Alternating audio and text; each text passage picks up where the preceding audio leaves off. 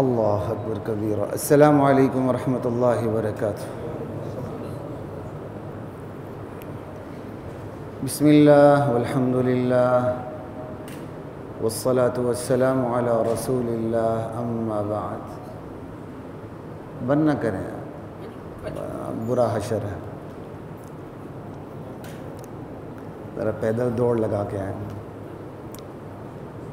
بسم اللہ والحمد للہ والصلاة والسلام علی رسول اللہ، اما بعد، فاعوذ باللہ من الشیطان الرجیم، بسم اللہ الرحمن الرحیم۔ فمن یکفر بالطاغوت ویؤمن باللہ فقد استمسک بالعروۃ الوثقی لا انفصام لها واللہ سمیع علیم۔ بسم اللہ۔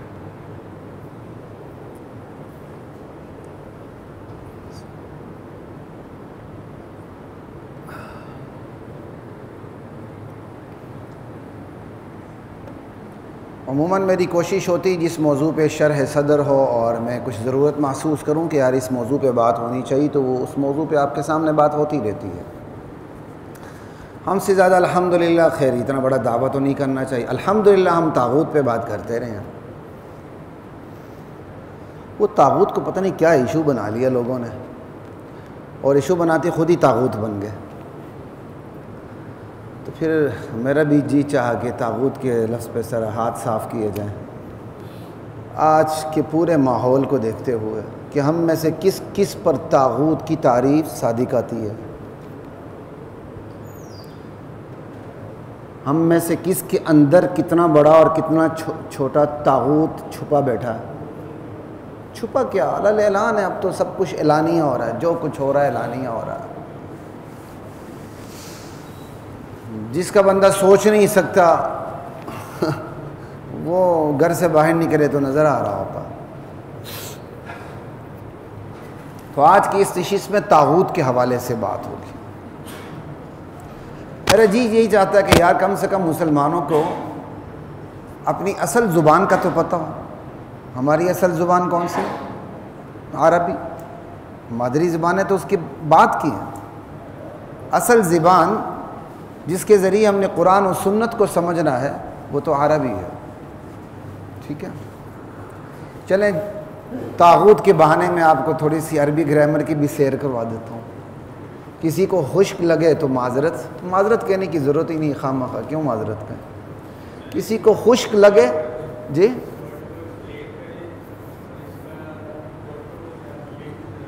عورتوں کے ساتھ اللہ اکبر، عورتوں کے ساتھ لنک کرنے کی ضرورت ہی نہیں ہے، وہ خود ہی طاغوت بنی پھرتی ہیں، ٹھیک ہے۔ ابھی ایک چینل والوں نے مجھے بلایا تھا تو میری رعایت میں انہوں نے مجھے مردوں کے ساتھ بٹھا دیا۔ مجھے انہوں نے بتایا کہ ایک عورت کو بھی بلانے کی کوشش ہوئی تو میرا نام سنا تو اس نے انکار کر دیا کہ سر نہیں آنا، ہم ان کا نام سن کے ہم نہیں آتے ہیں، ہم تو سیدھی بات ہے نفرت کرتے ہوئے نہیں آتے، اور اس نفرت کو ہم نیکی اور الحمدللہ باعث ثواب سمجھتے ہیں۔ تو خیر ایک مرد کے ساتھ پھر تھوڑی بہت اس پہ بات ہوئی، جو اینکر تھا میل اینکر تھا۔ لا الہ الا اللہ۔ انشاءاللہ طاغوت پہ اسی حوالے سے اس کو میں ایکسپلین کروں گا، تو تھوڑی سی میں آپ کو گرامر کی بھی تو سیر کرا دوں نا۔ عربی بڑی عجیب زبان ہے، دنیا کی ہر زبان عربی سمیت زبان پہلے ہے اور اس کا گرامیٹیکل رولز بعد میں، اس کے صرفی نحوی بلاغی قواعد بعد میں، زبان کو دیکھ کے بنائے جاتے ہیں۔ عربی کی بھی اسی طرح ہوئے ہیں، عربیت کو دیکھ کے اصول بنائے گئے ہیں، لیکن عربی اتنی فصیح، اتنی بلیغ، اتنی کلاسیکل زبان ہے، واللہ لگتا ایسا ہے زبان بعد میں بنی ہے، اصول پہلے بنے ہیں، ان اصول کے ڈھانچوں میں قالب میں زبان ڈھالی گئی ہے۔ اب آپ دیکھیں عربی انگلش گرامر کو سمجھنا ہو تو تھوڑی بہت شدھ بدھ ہمیں بھی، ہم نے بھی پڑھی، آپ نے بھی پڑھی، کوئی آپ کو باقاعدہ اصول نہیں ملتا کہ آپ ایک لائن میں ایک ضابطے کو لے لیں اور پورے کے پورے زبان میں اس کو چلا دیں۔ آپ کو ایگزامپلز دیتے ہیں، ملکوں کے شروع میں یہ، تو سمندروں کے شروع میں یہ، تو قوم کے شروع میں یہ. عربی بڑی عجیب زبان ہے، اس کے ایک لائن میں ایک ضابطہ ہوتا ہے، پوری عربی زبان میں وہ سیر کرتا پھرتا، کہیں ٹوٹتا نہیں ہے. ایک مقام پہ جا کے وہ الگ ہو جاتا ہے، وہ بھی کبھی کبھی کہیں جا کے، جس سے پتہ چلتا ہے زبان پہلے قواعد بعد. اتنی گرامیٹیکل ہے. یہاں ورب کے 3 شکلیں 4 شکلیں اگلوں سے یاد نہیں ہوتی، ہم ایک ایک کے 14 پڑھ کے بھی ہضم کر جاتے ہیں، ہمیں پتہ ہی نہیں چلتا. ہم نے اس طرح اس کو رٹا مارا ہوتا ہے اور یاد کیا ہوتا ہے، اور پھر اس طرح وہ زبان پہ چڑھ جاتی ہیں کہ میں نے 1988 میں پہلا سال پڑھا تھا، ابھی تک اسی طرح ہی. ابھی میں پڑھوں تو مدرسے کے طلبہ یہ سمجھیں گے کہ بھائی جن کو کچھ نہیں آتا ان کے سامنے اپنی مہارت دکھا رہا ہے. سمجھ آئیے؟ تو اسی آپ ضربہ کو لے لیں، ایک فعل ہے، ایک ورب ہے، اس کی 13-14 شکلیں بن جاتی ہیں صرف ایکٹیو وائز کی معلوم کی. پھر اس کی مجہول پیسیو وائز الگ ہیں. ضرب ضربا ضربو ضربت ضربتا ضربنا ضربتا ضربتما ضربتم ضربتی ضربتما ضربتمنا ضربت ضربنا، چلتے چلے جاؤ. آج سے 10 سال ہم نے پہلے پڑھا ہوا. یہ عربی زبان کا اعجاز ہے. تو کم سے کم یہ آپ کے سامنے کچھ تعارف رکھنے کا مطلب یہ کہ کچھ آپ کی انسیت عربی سے ہونی چاہیے. گر تو پیش میں کسی عالم کو دیکھیں کہ اس کو صرف نحو آتی ہو، ورنہ اکثریت فارغ ہوتی ہے. اس کو صرف نحو آتی ہو، پھر اس کی شاگردی میں بیٹھ کے تھوڑا سا پڑھ لیں، آپ کو چس آئے گا. ٹھیک ہے، مزہ آئے گا. اب یہ طاغوت کا میں آپ کو بتا دیتا ہوں. ٹھیک، طاغوت کے اندر 3-4 گرامیٹیکل قاعدے لگتے ہیں، تب جا کے طاغوت بنتا ہے. یہ ایک چھوٹا سا لفظ، لیکن ہمارے مدارس کا اعجاز ہے کہ جس نے پہلا سال بھی صحیح طرح پڑھا ہو نا، تو وہ میری تقریر کو کہے گا استاد نے تو گھنٹہ مفت میں لگا دیا، یہ تو 5 منٹ کی بات تھی. طاغوت اصل میں طیغوت تھا. طیغوت بھی اصل میں طغیوت تھا. طاغوت کے اگر آپ شجرے نسب کو، کیونکہ عربی زبان میں کوئی بھی لفظ غیر حلالی نہیں ہوتا، سارے حلالی ہوتے ہیں، ان کا شجرے نسب ہوتا ہے، وہ اپنے روٹ تک پہنچ کے دم لیتا ہے.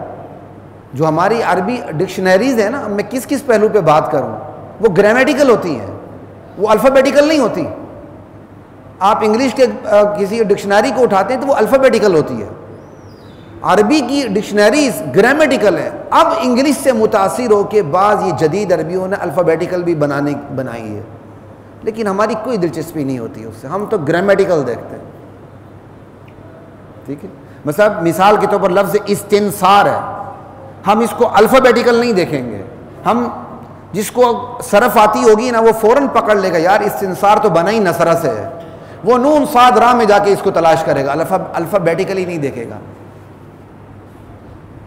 مضروب ہے، وہ فوراً سمجھ جائے گا مضروب ضرب سے بنا ہے، وہ زاد را با میں جا کے تلاش کرے گا، الفابیٹیکلی نہیں دیکھا گا. تو طاغوت اصل میں طیغوت تھا، اور طیغوت اصل میں طغیوت تھا. الفاظ نے اپنی جگہ بدلی ہے. اور یہ عربی زبان کا حسن ہے کہ کبھی کبھی زبان کے اوپر لفظ کو ہلکا کرنے کے لیے، اسے خوبصورت بنانے کے لیے لفظ آگے پیچھے ہو جاتے ہیں. یہ طیغوت، ٹھیک ہے، اصل میں طغیوت تھا، کیونکہ یہ لفظ طغا سے بنا ہے. طاغوت کس سے بنا ہے؟ طغا سے. اب میں اس کی بھی آگے کیا تفصیل بتاؤں. طغا میں بھی طاغا واو سے بنا ہے یا طاغا یا سے بنا ہے، اور دونوں چیزیں موجود ہیں، کیونکہ طغا یغتو طغون بھی آتا ہے اور طغا یطغا طغیانن بھی آتا ہے. اسی سے ہماری زبان میں طغیانی کا لفظ استعمال ہوتا ہے. یہ طغا یطغا سے بنا ہو تو پھر یہ اصل میں طغیوت ہوگا، اور طغا یطغو سے بنا ہو تو یہ اصل میں طغوت ہوگا. اب اگر اس کو طغیوت سمجھ لیں، جیسے کہ عام کتابوں میں کسی صرفی کتاب میں طغیوت ہی لکھا ہوگا، طغوت کم لکھا ہوتا، پھر یہ بھی ایک سوال ہے، تیغوت سے بنانا بہتر ہے یا تغوت سے بنانا بہتر ہے؟ تو ایک بہت بڑے عالی زبان نے دلیل دی تغوت سے بنانا بہتر ہے، کہا اس کا جو پلورل ہے جمع وہ تواغیت آتا ہے جس میں واو آتا ہے، پتہ چلتا ہے کہ اس کے بیسک روٹس کے اندر واو ہے، تو اس کو بناؤ تغوت سے، طاغا واو سے، اس کو طاغا یا سے نہ بناؤ، اگرچہ وہ بھی بنتا ہے، ایک میں یہ ناقص واوی بنتا ہے، ایک میں یہ ناقص یائی بنتا ہے۔ اب میں آپ کو کیا بتاؤں، بات سے بات نکلتی چلی جاتی ہے۔ چلیں ایک سے ہی بنا کے آپ کو دکھا دیتا ہوں۔ اب یہ تیغوت اصل میں تیغوت تغیوت تھا، تغیوت، یا غین کی جگہ آ گیا، غین یا کی جگہ آ گیا تو بن گیا تیغوت۔ اور عربی زبان کا قاعدہ یا آ جائے ماقبل زبر ہو، سمجھانے کے لیے زبر کہتا ہوں ورنہ ہم زبر نہیں کہتے، یا ماقبل مفتوح، فتح کی کئی شکلیں ہوتی ہیں، وہ الف سے بدل جاتا ہے، یہ ایک الگ قانون لگ گیا۔ پہلے قانون قلب کا لگا کہ لفظوں نے اپنی جگہ بدلی، اس کے باقاعدہ قوانین ہیں، لفظ اپنی جگہ بدل لیتے ہیں، کوئی دفعہ غالباً سیمان بھی بدل لیتے ہوں گے، یہاں شاید سیمان ہے، بلکہ سیمان ہی ہے میرے خیال۔ تغیوت، اب یہ تیغوت بن گیا، یا ماقبل مفتوح، یعنی آپ زبر سمجھ لیں الف سے بدل گیا تو کیا بن گیا؟ طاغوت۔ پھر ہر لفظ کا باقاعدہ وزن ہوتا ہے، جیسے ہم چیز کو وزن میں تولتے ہیں نا، چینی آپ نے 1 کلو لے لی، اس کو وزن میں تول لیا، عربی میں ہر لفظ کا وزن ہوتا ہے، ہم ہر لفظ کو اس کے وزن میں تولتے ہیں۔ اب اگر ہم تغیوت کو تولیں گے تو اس کا وزن بنے گا فعلوت، تغیوت فعلوت، اور چونکہ غین بعد میں چلا گیا یا پہلے آ گیا تو اب یہ بن گیا فلاعوت، اس کا وزن۔ مشکل تو لگ رہی ہوگی آپ کو، لیکن صرف انسیت تعارف پیدا کرنے کے لیے آپ کو ایک تھوڑا سا سبق دے رہا ہوں، سمجھ آئی؟ کیونکہ موقع بھی ایسا تھا کہ چلو اس کو آپ سمجھ لیں، ٹھیک ہے؟ تو تیغوت سے طاغوت بن گیا، اسی طرح تغوت سے بھی واو ماقبل مفتوح الف سے بدل گیا، واو ہو یا ہو دونوں الف سے بدل گئے تو طاغوت ہو گیا۔ بعض تو اس کو کہتے ہیں یہ تاغیوت سے بنا ہے، یا پہ جو ضمہ ہے پیش وہ پڑھنے میں تھوڑی سی مشکل ہے تو اس کا پیش اٹھا کے غین کو دے دیا، یا واو دونوں ساکن ہو گئی، جہاں 2 ساکن جمع ہو جاتے ہیں وہاں گر جاتا ہے ایک لفظ، تو یا کو گرا دیا، طاغوت ہو گیا فاعلوت کے وزن پر۔ اور پڑھا دوں؟ پڑھا سکتا ہوں انشاءاللہ۔ چلیں تھوڑا سا ایک اور لفظ بھی پڑھ لیں تو پھر آگے چلتے ہیں۔ اب یہ طاغوت جو ہے نا یہ مبالغے کا صیغہ ہے، جیسے علامہ، بہت بڑے عالم کو علامہ کہیں گے، اور یہاں پاکستان میں جس نے بہت بڑا چوگا پہنا ہو، 3 گز کا کراکولا پہنا ہو، 1 نمبر کا چٹا کالا ان پڑھ ہو، کچھ بھی اس کو نہ آتا ہو، علامہ، ایسے لفظ کی انہوں نے بگاڑ کے توہین کر دی ہے نا جس کی کوئی حد نہیں، خدا کی قسم۔ سرکاری ملاؤں کی اکثریت اسی طرح ہے، مجھے بھی کبھی کبھی کمنٹ والے سرکاری ملا کہہ دیتے، میں جواب نہیں دیتا، ہوتا نا کوئی لفظ منہ کو نہ لگے تو میں کہا یار ان کی بات صحیح، کیونکہ عموماً سرکاری ملا ہوتا ہی ایسے، ہمیں جواب دینے کی ضرورت ہی نہیں، کیا ضرورت ہے؟ اللہ اکبر۔ تو یہ مبالغے کا صیغہ ہے جس کے اندر یعنی معنی کی شدت پائی جاتی ہے، جیسے عالم صاحب علم، لیکن علامہ بہت بڑا صاحب علم، اس میں جو تا ہے نا، اب علام بھی بہت بڑے صاحب علم کو کہتے ہیں، لیکن اس سے بھی بڑے صاحب علم کو علامہ کہتے ہیں، تو یہ تا مبالغے کی مؤنث کی نہیں ہے، لیکن چونکہ مبالغے کے ہونے کے باوجود مؤنث کی لگتی ہے، اس لیے اللہ کے لیے علام تو استعمال ہوتا ہے اس سے چھوٹا صیغہ، اس سے بڑا صیغہ علامہ استعمال نہیں ہوتا۔ اللہ کی ذات کتنی بلند ہے، وہ اپنے لیے لفظ کے اندر بھی مشابہت برداشت نہیں کرتی۔ اللہ اپنے لیے مذکر کے الفاظ استعمال کرتا ہے، مذکر مؤنث تو مخلوق کے اندر ہے، لیکن پھر بھی مؤنث مذکر سے چھوٹی ہے، مذکر کو اللہ نے ترجیح دی ہوئی ہے، مؤنث نیچے۔ اللہ تعالیٰ نے مؤنث کا لفظ بھی اپنے لیے استعمال، حالانکہ علامہ کے اندر علم کا مفہوم علام سے زیادہ ہے، اس کے باوجود علام الغیوب تو ہے، علامۃ الغیوب نہیں۔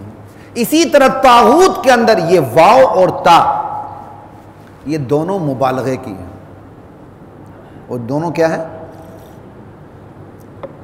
مبالغے کی ہیں، جو اس کے معنی کے اندر شدت پیدا کر رہی ہیں۔ اب اس کا مطلب کیا ہے جی؟ طغا یطغو کہہ دیں یا طغا یطغا کہہ دیں، یہ آتا ہے حد سے بڑھنے کے لیے۔ کوئی چیز تجاوز کرے نا، اس تجاوز کے لیے طغیان کا لفظ عربی میں استعمال ہوتا ہے۔ پانی جب حد سے بڑھ کے اپنے کنارے چھوڑ دے تو کہتے طغیانی آ گئی، سمجھ آئی؟ حد سے بڑھ کے سیلاب بن جائے کہتے طغیانی آ گئی۔ جب پانی حد سے بڑھ جاتا ہے تو اس کے لیے طغا کا لفظ استعمال ہوتا ہے۔ بیسیکلی اس کے اندر سرکشی کا معنی نہیں ہے، لیکن اب سرکشی کے لیے استعمال ہوتا ہے۔ کیوں؟ بندہ اپنی حد بندگی کو چھوڑ کے آگے بڑھ جاتا ہے۔ سمجھ آ رہی ہے؟ یہ ہے طاغوت۔ اب طاغوت کا کیا مطلب ہوگا؟ انتہائی سرکش انسان، چھوٹا موٹا نہیں، چھوٹا موٹا، انتہائی سرکش کو طاغوت کہتے ہیں۔ چل اب یہاں ایک لفظ اور بتا دیتا ہوں تو پھر آگے چلتے ہیں۔ اب چونکہ طاغوت کے اندر اصل میں حد بندگی سے تجاوز پایا جاتا ہے، یعنی لٹرل میننگ میں تجاوز پایا جاتا ہے، اپنی حد کو کراس کرنا۔ اگر صرف اسی کو لیا جائے، سرکشی کا مطلب نہ لیا جائے، تو علماء کہتے ہیں طاغوت کل ما عبد من دون اللہ، ہر وہ مخلوق جس کی پوجا کی جائے اللہ کے علاوہ۔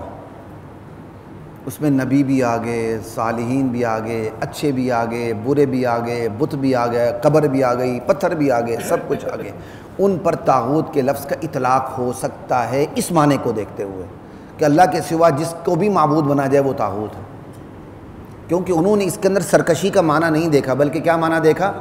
حد سے بڑھنا۔ تو جو اللہ کے نیک بندے وہ خود حد سے بڑھے نہیں ہیں، ان کو لوگوں نے حد سے بڑھایا ہے، ان کو لوگوں نے، بات سمجھ آ رہی ہے؟ لیکن ایک طبقہ وہ ہے جس کو میں پسند کرتا ہوں زیادہ رہا ہے، کہتے ہیں کل ما یطغی الانسان، طاغوت کسے کہتے ہیں؟ ہر اس کو کہتے ہیں جو انسان کو برانگیختہ کرے، اس کے اندر کیا کہتے ہیں سرکشی کے جذبات پیدا کرے، اس کو طاغوت کہتے ہیں۔ یہ اوپینین مجھے زیادہ اچھی لگتی ہے، کیونکہ اس اوپینین کے مطابق اب طاغوت کے لفظ کا اطلاق انبیاء پر، بزرگوں پہ، صالحین پہ، کسی پہ بھی صرف سرکش پہ ہوگا اور کسی پہ نہیں ہوگا۔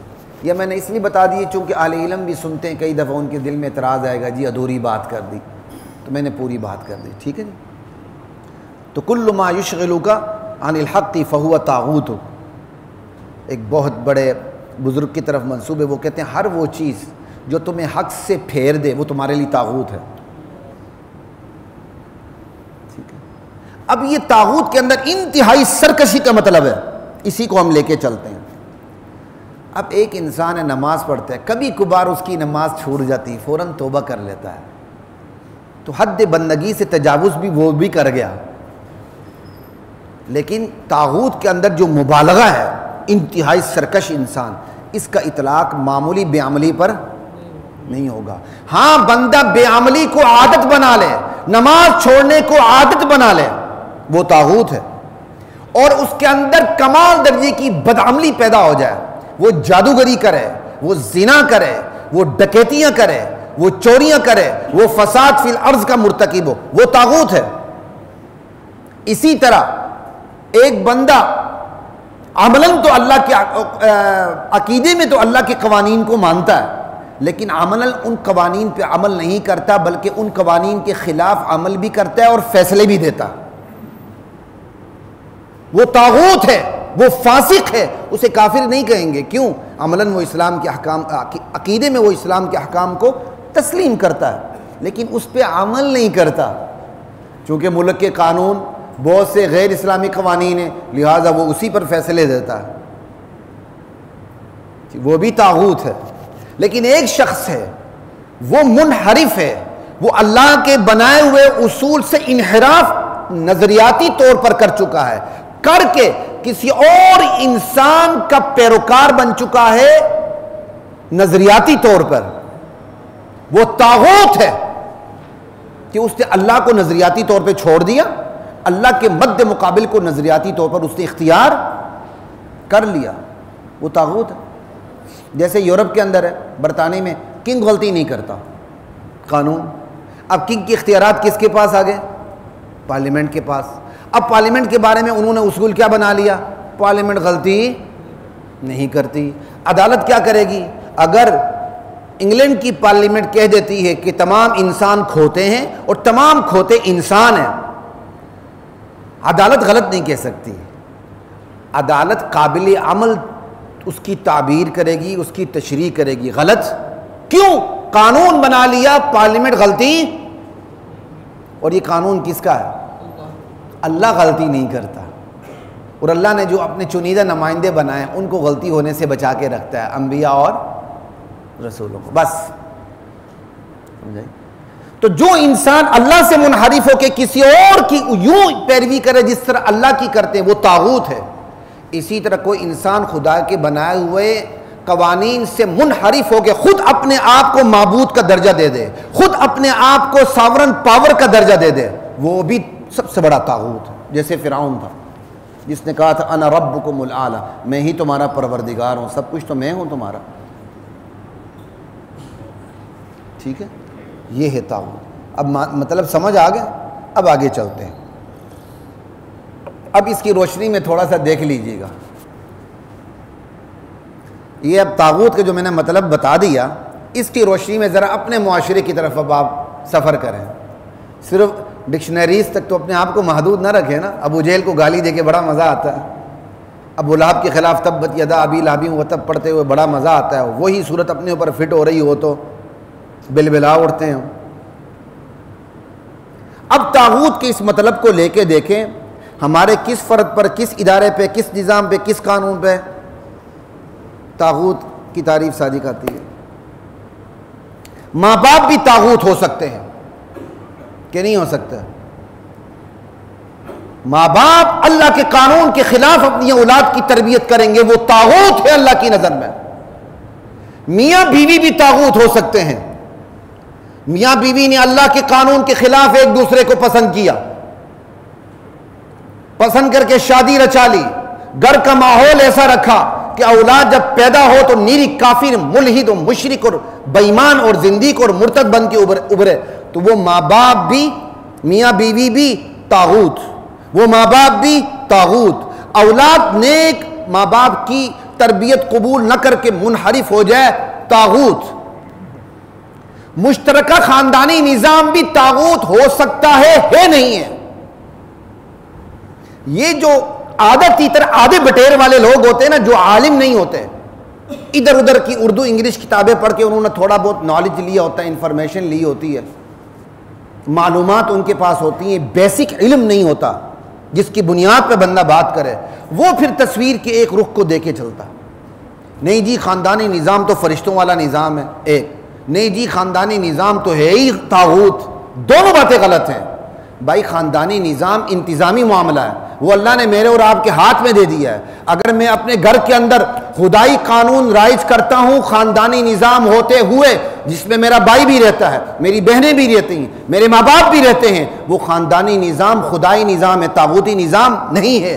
لیکن اگر میں اسی نظام کے اندر مشترکہ خاندانی نظام پہ رکھتے ہوئے خدائی اصول کی خلاف ورزی کرتا ہوں تو پھر وہ طاغوتی نظام ہے۔ اپنے گھر میں کوئی طاغوتی نظام دیکھ لیا تو تمام مشترکہ خاندان کو جوتی کی نوک پہ رکھ دیا، یہ بالکل غلط ہے۔ بڑے بڑے گھرانے آج بھی جو مشترکہ خاندانی نظام پہ رہتے ہوئے شریف پردوں پر بھی عمل کرتے ہیں الحمدللہ۔ جن کو فتویٰ دینے کا حق ہے وہ تو یہ فتویٰ نہیں دیتے، جن کو فتویٰ دینے کا حق نہیں ہے لڑکے لڑکیوں کو بٹھا کے سامنے بوتل منہ میں لے کے پانی پیتے ہوئے فتوے جاری کرتے ہیں، اور لوگ دین انہی سے لینا پسند کرتے ہیں۔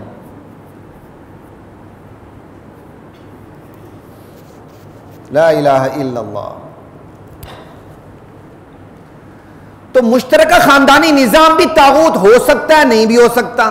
منفرد اکیلا خاندانی نظام جس میں صرف میاں بیوی دو، کیا قرآن نے یہ نہیں کہا اگر ماں باپ میں سے ایک یا دونوں تمہارے پاس بڑھاپے کو پہنچ جائیں تو یہ خاندانی نظام نظر نہیں آ رہا کہ ماں باپ تمہارے پاس رہیں گے یا اولڈ ہاؤس میں رہیں گے. تمہارے پاس ہے تو خاندانی نظام آ گیا نا.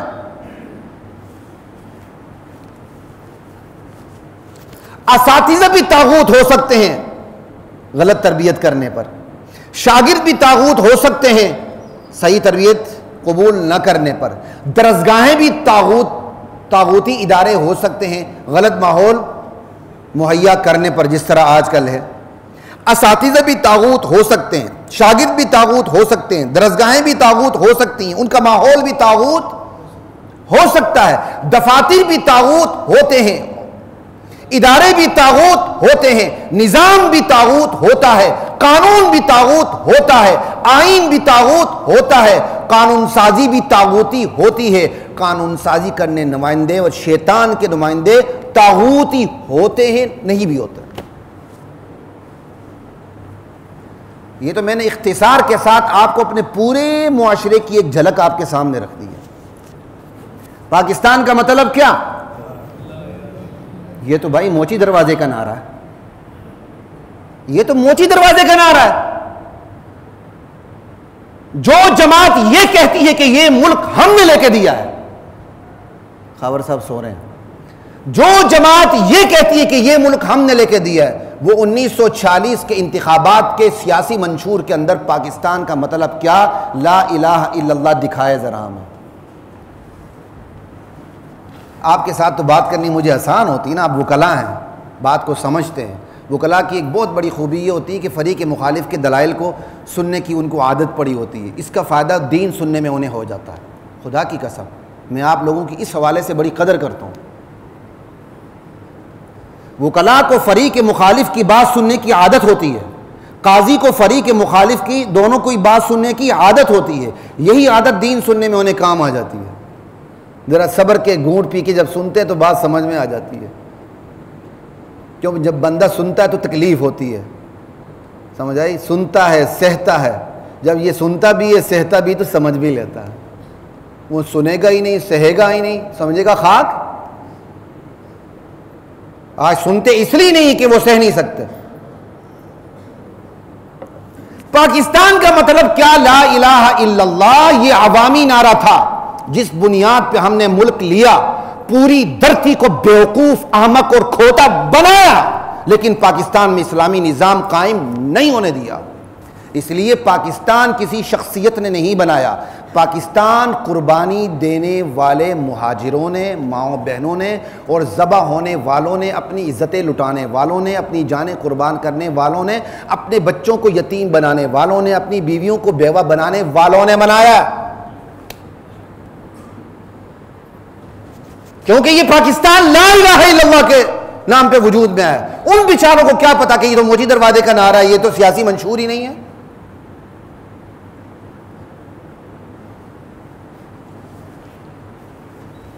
ایک بندہ وزیر اعظم بنا اور شریعت کے نام پہ بنا, اور جب اس کے اوپر دباؤ آیا کہ شریعت نافذ کرو, اس نے کہا یتیموں کا خیال رکھا جا رہا ہے, بیواؤں کے سر پر ہاتھ پھیرا جا رہا ہے, یہ نفاذ شریعت نہیں تو کیا ہے.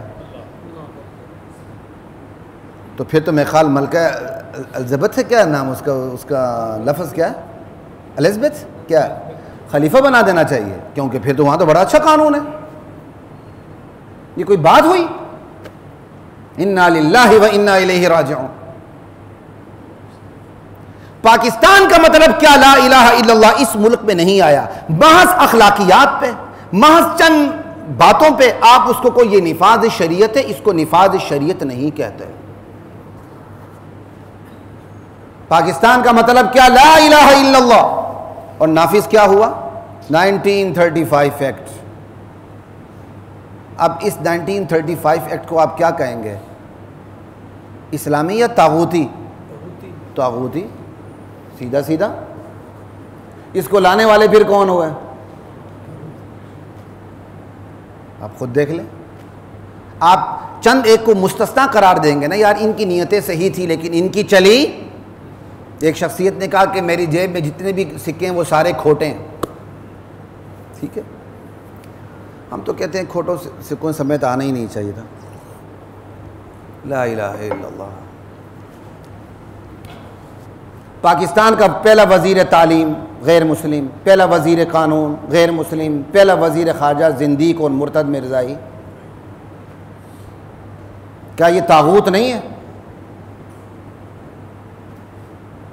قرارداد مقاصد مولانا شبیر احمد عثمانی کی قیادت میں تمام مسالک نے محنت کی، اور جب وہ پاس ہو رہی تھی تو طاغوتی نمائندگان واک آؤٹ کر رہے تھے. آج بھی جا کے اسمبلی کی آپ رویداد دیکھ لیں، ان کو منا کر طاغوتوں کو واپس لایا جا رہا تھا. وہ طاغوت ہی چھوٹے طاغوت بڑے طاغوتوں کو واپس لا رہے تھے کہ تمہارے مفادات پہ کوئی زک نہیں پہنچے گی، تم مخالفت نہ کرو، جائیں آپ دیکھیں. اور پھر جب یہ پاس ہوئی، صرف پریمبل دیباچہ، کیا حیثیت ہے آرٹیکل کے سامنے دیباچے کی؟ اس کو قرارداد مقاصد خدائی حاکمیت کا نام ہے. اس کو صرف دیباچے میں لانا اور آرٹیکل ہونے سے اس کو محروم کرنا، بلکہ تمام دفعات کی بادشاہت سے اس کو محروم کرنا، یہ طاغوتیت نہیں تو کیا ہے؟ پھر 1956 میں آئین بنا، 1962 میں آئین بنا، 1973 میں آئین بنا. تینوں میں قرارداد مقاصد دیباچہ اور کچھ بھی نہیں. خدا کی حاکمیت محکوم، انسان کی حاکمیت اعلیٰ برتر، تو یہ طاغوتیت نہیں تو کیا ہے؟ یہ تو ضیاء الحق مرحوم نے 8ویں ترمیم کے ذریعے جب انہوں نے اسمبلی ڈیزالو کرنے کا اختیار خود ہاتھ میں لیا تو چپکے سے انہوں نے قرارداد مقاصد کو دیباچے سے اٹھا کر آرٹیکل بنا دیا، اور آج تک کوششیں ہو رہی ہیں اس کو ریورس کرنے کی. تو جتنی بھی کوششیں ہو رہی ہیں، قانونی غیر قانونی، سیاسی غیر سیاسی، یہ تمام کوششیں کیا ہیں؟ طاغوتی. اور یہ تمام کوشش کرنے والے کیا ہیں؟ طاغوت. کوئی سمجھ آ رہی ہے اب طاغوت کے لفظ کی؟ ایک پارٹی نے باقاعدہ کوشش کی اسمبلی کے فلور پہ کہ قرارداد مقاصد کو آرٹیکل سے اٹھا کے واپس دیباچے میں لایا جائے. وہ ناکام اس لیے ہوئی کہ اس کو اکثریت حاصل نہیں ہو سکی. یعنی خدا کی حاکمیت انسان کی اقلیت اور اکثریت کی محتاج ہو گئی. اکثریت ہوگی خدا کی حاکمیت چلے گی، نہیں ہوگی تو نہیں چلے گی. یہ طاغوتیت نہیں ہے، اور ایسا کرنے والے طاغوت نہیں ہیں.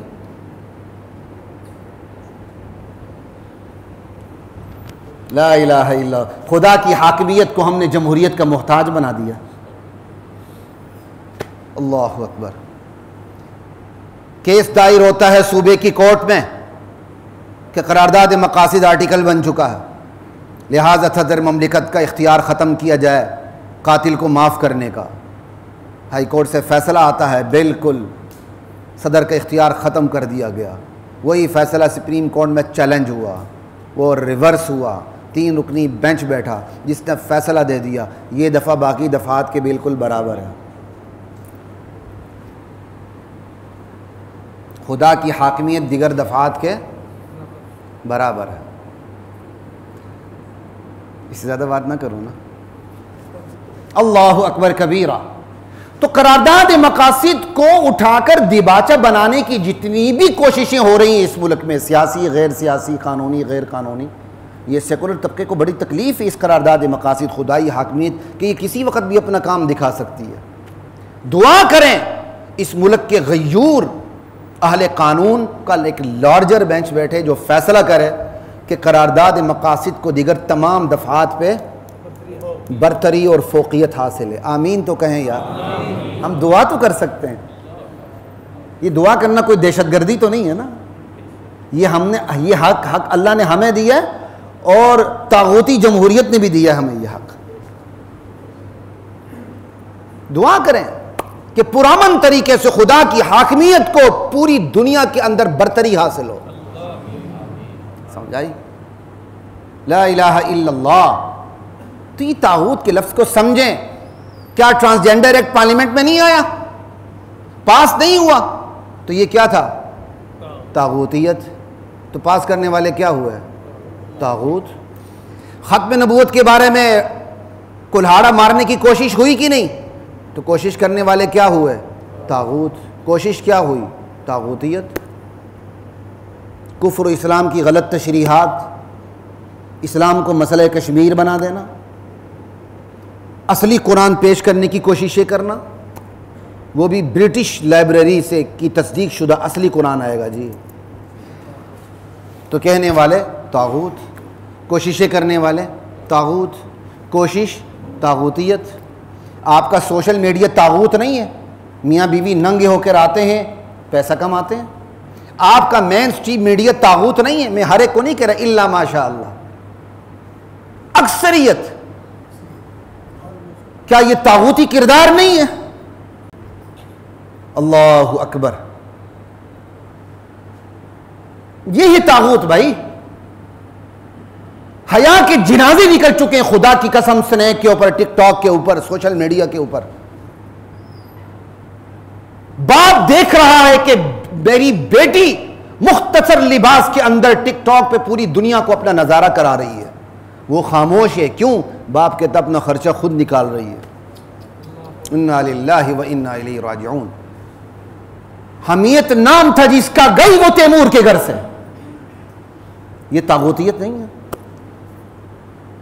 آپ کے دانشور سوشل ڈرنک پی کے سوشل ڈرنک، شراب پی کے تبصرے کرتے ہیں منہ کھول کے، اور اسلام کے خلاف ہفوات بکواسات، کیا یہ طاغوتیت نہیں ہے؟ قرآن کریم میں یہ طاغوت کا لفظ 8 جگہ استعمال ہوا ہے۔ خدا کی قسم ان 8 مقامات کو جا کے آپ پڑھ لیں، اللہ نے طاغوت کو، اللہ نے اپنے مد مقابل کو طاغوت قرار دیا ہے۔ اللہ نے اپنے مد مقابل کو طاغوت قرار دیا۔ سورہ بقرہ ہے، آیت نمبر کون سی میں آیتیں لکھی ہوئی ہیں، لیکن اب چلیں آیتوں کا پتہ ہی نہیں، مجھے نمبر یاد نہیں آ رہا۔ آیت الکرسی آپ دیکھ لیں، پڑھ لیں آیت الکرسی، جہاں ختم ہوتی ہے، ختم ہونے کے بعد اگلی آیات ہے لا اکراہ فی الدین قد تبین الرشد من الغی فمن یکفر بالطاغوت ویؤمن باللہ۔ جو طاغوت کا انکار کرے، اللہ پہ ایمان لائے، وہ مضبوط کڑے کو اس سے پکڑ لیا۔ اللہ کہتے ہیں میرے پاس آنا ہے تو طاغوت کا انکار کر کے آؤ۔ یہاں اللہ نے اپنے مد مقابل کو طاغوت سے تعبیر کیا، اور اگر اسی مد مقابل کو سمجھنا ہو تو پوری آیت الکرسی پڑھ لیں اور اس کے مخالف مفہوم کو سامنے رکھتے جائیں۔ اللہ لا الہ الا هو الحی القیوم، اللہ کہتا ہے الہ میں، مشکل کشا میں، حاجت روا میں، تقدیر بنانے والا، بگاڑنے والا، سنوارنے والا میں، عزت دینے والا، ذلت دینے والا میں، بیٹیاں دینے والا میں، بیٹے دینے والا میں، عہدہ دینے والا میں، اختیارات دینے والا میں، منصب پہ بٹھانے والا میں، میرے علاوہ جو کچھ ہے وہ طاغوت ہے۔ لا الہ، طاغوت کی نفی ہو رہی ہے، الا اللہ، اللہ کا اس بات ہو رہا۔ اسلام میں طاغوت کی نفی پہلے، فَمَن يَكْفُرْ بِالطَّاغُوتِ وَيُؤْمِن بِاللَّهِ۔ اب مختصر موقع نہیں، ورنہ میں مزید جاتا آپ کو ان آیات کی سیر کروا دیتا ہوں جہاں طاغوت کا لفظ ہے۔ آگے دیکھیں، اسی سورۃ البقرہ کی اگلی آیت ہے، اللہ ولی الذین آمنوا یخرجہم من الظلمات الی النور۔ اللہ اہل ایمان کا مددگار ہے، کارساز ہے، دوست ہے، حمایتی ہے۔ اللہ کرتا کیا ہے؟ اللہ تعالیٰ اپنے بندوں کو جو گمراہی کے اندھیروں سے نکلنا چاہیں، انہیں گمراہی کے اندھیروں سے نکال کے اسلام کے نور ہدایت کی طرف لے آتا ہے۔ اور والذین کفروا اولیاؤہم الطاغوت، اور کافر جن کے دوست طاغوت ہیں، ان کا کام کیا ہے؟ یخرجونہم من النور الی الظلمات۔ ان طاغوتوں کا کام یہ ہے کہ بندوں کو نور ہدایت سے نکال کے گمراہی کے راستوں پہ لگا دیتے ہیں۔ اللہ نے ایسے لوگوں کو اپنا مد مقابل قرار دیا ہے۔ دنیا میں جتنی بھی طاقتیں ہیں، دائی ہیں، جو اللہ کے احکام کے خلاف اپنے مقصد پورا کر رہے ہیں، وہ طاغوت ہیں اللہ کی نظر میں۔ 2 آیات ہو گئیں، تیسری آیت کی طرف چلتے ہیں۔ اللہ اکبر۔ الم تر الی الذین اوتوا نصیبا من الکتاب یؤمنون بالجبت والطاغوت۔ یہ یہودی جن کو تورات دی گئی، کہتے ہیں، اللہ کہتے ہیں یہ تو باوجود کہ تورات کے اندر توحید ہے، اللہ کی وحدانیت ہے، یہ بتوں پر ایمان لاتے ہیں، طاغوت پہ، شیطان پہ ایمان لاتے ہیں۔ اللہ نے یہاں اپنے مد مقابل طاغوت کا ذکر کیا، جس سے مراد شیطان نہیں اور اللہ کے علاوہ جس کی پرستش کی جائے۔ آگے چلیں، سورہ نساء ہے، اللہ اکبر، اور آیت نمبر 59 65 59 اور 60 دونوں کو دیکھ لیں. اللہ اطاعت کے 3 مراکز بیان کرتے ہیں، اطیعوا اللہ واطیعوا الرسول واولی الامر منکم. اللہ کی اطاعت، رسول کی اطاعت اور اولی الامر کی اطاعت. اولی الامر کون؟ نیک حکمران اور علماء. نتو پھتو ایرے غیرے سے تو آپ مسئلہ تو نہیں پوچھیں گے نا جا کے. بیمار ہوں گے تو ڈاکٹر کے پاس جائیں گے، کسی وکیل صاحب کے پاس تو نہیں جائیں گے. ہر شعبے کے اپنے بڑے ہیں، یہاں اولی الامر کے پاس جانا ہے. اور آگے کیا ذکر کیا؟ کچھ لوگ ایسے ہیں جو دعویٰ کرتے ہیں کہ ہم ایمان لے اللہ پر اور میرے نبی آپ پر، لیکن ان کے کام کیا ہیں؟ اپنے معاملات حل کروانے کے لیے طاغوتی عدالتوں میں جاتے ہیں، طاغوتی افراد کے پاس جاتے ہیں، طاغوتی پنچایتوں کے پاس جاتے ہیں، طاغوتی جرگوں کے پاس جاتے ہیں. کتاب و سنت کے خلاف فیصلہ کرنے والا فرد ہو یا کوئی ادارہ ہو، اللہ اس کو طاغوت کہہ رہے ہیں. اللہ کی اطاعت کا جو منکر ہے اللہ اس کو طاغوت کہہ رہے ہیں. رسول کی اطاعت کا جو منکر اللہ اس کو طاغوت کہہ رہے ہیں. اور اولی الامر سے جو برگشتہ ہے اللہ تعالیٰ اس کو طاغوت کہہ رہے ہیں. جو نیک حکمران سے برگشتہ ہے وہ بھی طاغوت، اور جو علماء سے برگشتہ ہے بجائے مسائل علماء سے پوچھنے کے جاہلوں سے جا کے وہ مسئلے پوچھتے ہیں، پوچھنے والا بھی طاغوت، اور جو بتائے مسئلہ بغیر عالم ہونے کے وہ بھی طاغوت. اور آپ ایمانداری سے بتائیں ان طاغوتوں کی اکثریت سوشل میڈیا پہ ہے کہ نہیں؟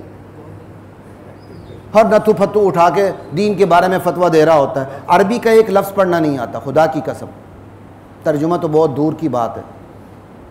اور لوگ باقاعدہ 2 کلو کی سری ان کے سامنے ہلاتے ہیں. تو جانے والوں کو بھی اللہ طاغوت کہہ رہے ہیں، جن کے پاس جایا جا رہا ہے اللہ ان کو بھی طاغوت کہہ رہے ہیں.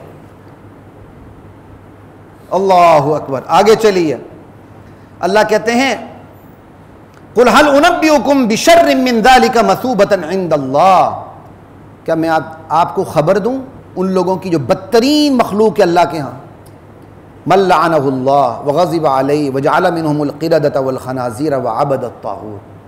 بدترین لوگوں میں کون ہے؟ جن پر اللہ نے لعنت کی، جن پر اللہ نے غضب نازل کیا. یہ اللہ یہودیوں کی طرف اشارہ کر رہے ہیں.